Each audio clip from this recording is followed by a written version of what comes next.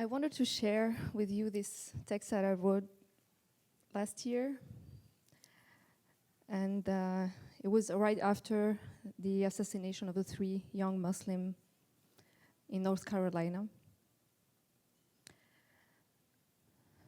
I called it my letter to the world.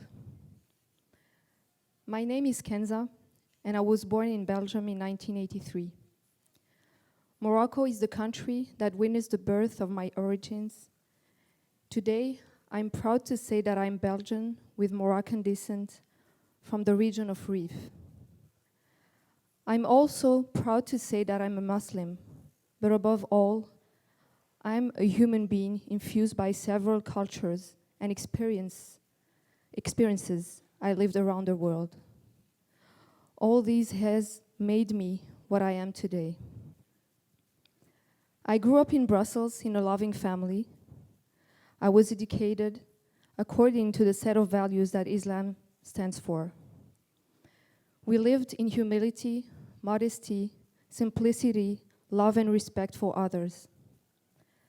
I grew up in Brussels, where I flourished as a citizen, where I blossomed amidst a culturally rich society full of colors. When I was a child, I used to ask a lot of questions. I was very curious to discover everything around me. When I was a child, I dreamed of being an adult with a job that will allow me with the necessary means to help those in need around the world. When I was a child, I had a small diary in which I wrote down all the things I planned to do when I grow. When I was a child, my little room was my world where I was creating and imagining all the ideas I want to realize when I'm older. I lived my childhood with a deep feeling that I will always be surrounded by my family to protect me, to be loved, and then to be able to strengthen my own wings and fly. Unfortunately, the environment in which I was living peacefully has rapidly deteriorated. The relationships between people were becoming very tense and confrontational. The impact of the 2001 World Trade Center attacks in the United States has quickly spread to Europe. Then it was the rise of the right-wing extremism. Almost all Muslims started to be perceived as potential terrorists. This climate of tension had reached its peak. This climate of hatred and violence took away the most precious thing I had in this world. May 7, 2002,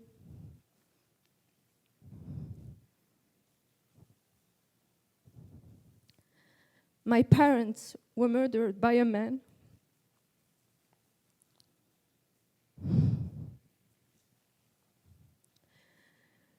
driven by hatred and rejection of others.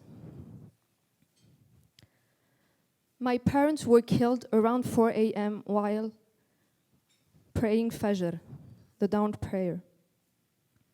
The murderer had also fired several bullets at my little brothers, Yassine and Walid, who were only 6-year-old and 11-year-old respectively at that time.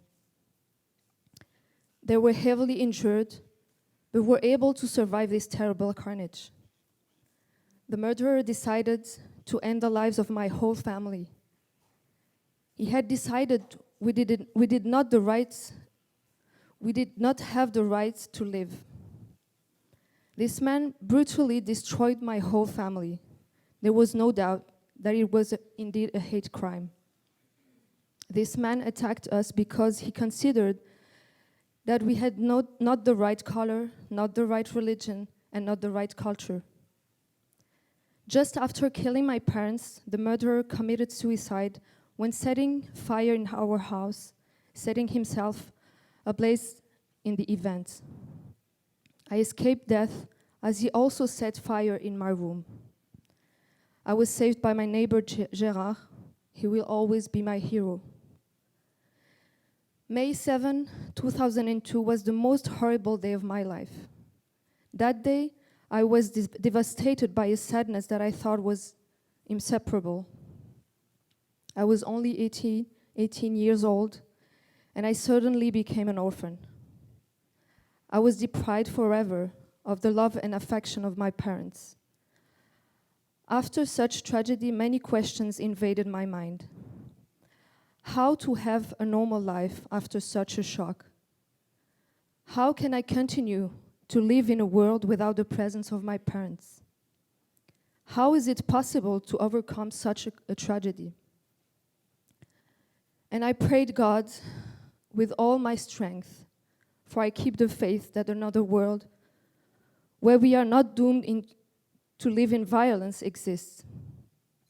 I keep the faith and believe that peace can be a reality if all of us contribute to this vision together. In the following years, after the death of my parents, I tried to find a place for myself in the natural order of the world. I tried to think about what will make sense to me.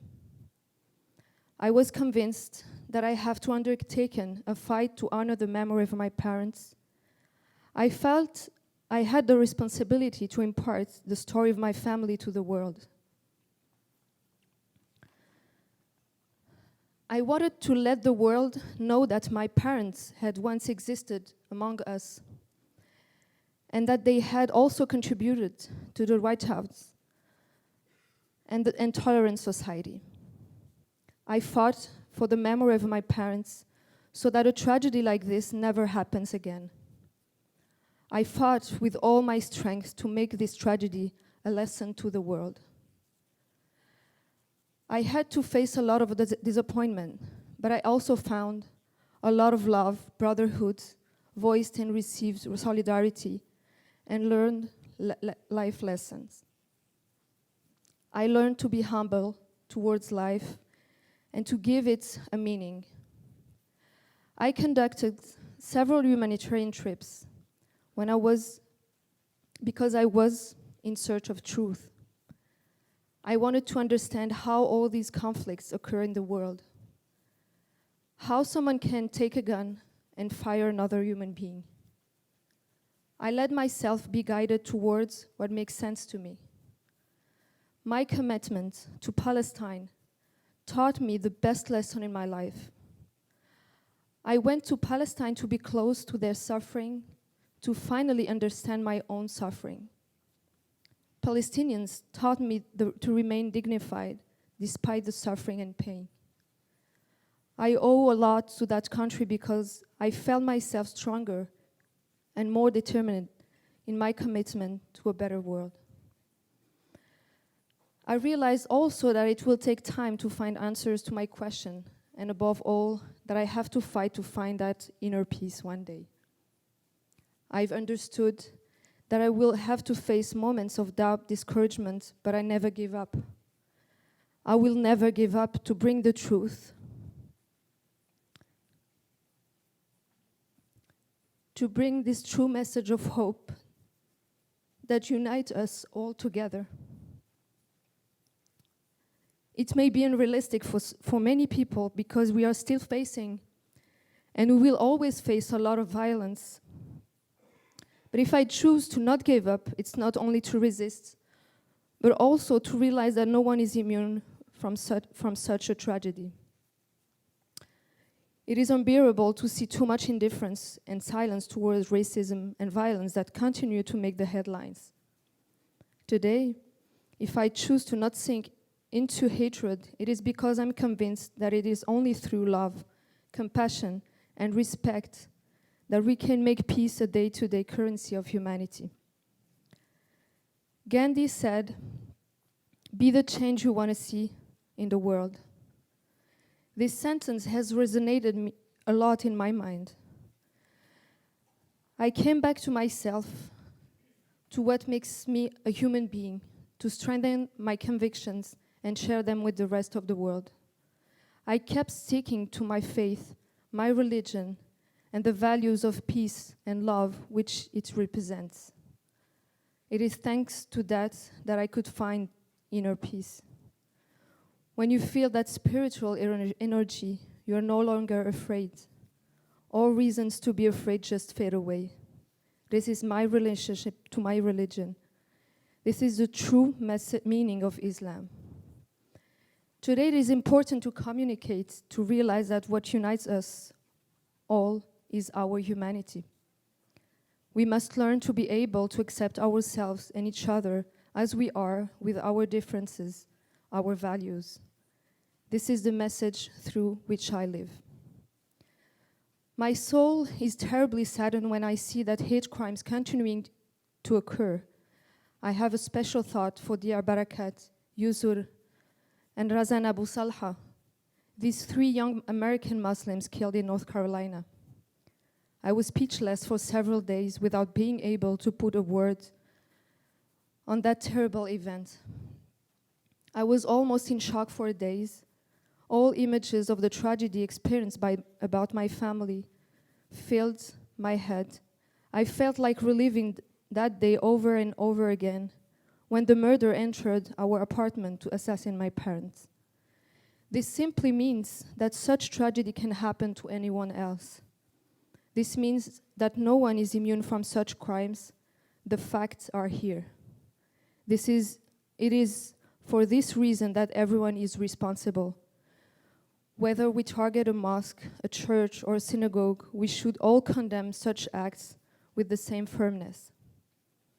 Today, I share my experience because I'm sure that we all have a role to play. I'm sure that all of us can help in building a world in which I believe, a world where respect, solidarity, and brotherhood represent the true values that bind us all. Today, I am a woman, but I succeeded in becoming that little girl whom I was before. I just wanted to find again that innocence, that childlike state of wonder about the beautiful things that life offers. I was worried that fear and sadness will fill the rest of my days. But my parents are always in my prayers and in my actions. I will honor their memory for the rest of my days. Thank you.